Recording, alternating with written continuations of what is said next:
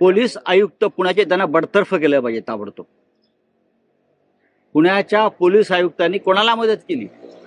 2 निष्पाप जीवांचे बळी गेले आणि एक माजोरड्या दारुडा असा तरुण मुलगा जो बिल्डराचा मुलगा आहे तो दारू पिताना दिसतोय बारमध्ये, व्हिडिओ आलाय आज.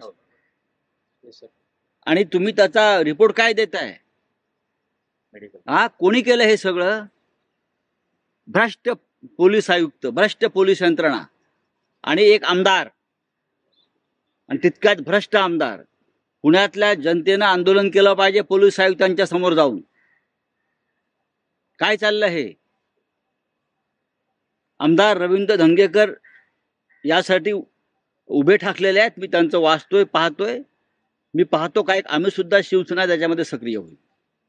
2 तरुण 25 वर्षाचे कपल दाम्पत्य एका मस्तवाल मुलाच्या निष्काळजीपणामुळे, श्रीमंतीच्या माजुरट्यापणामुळे ते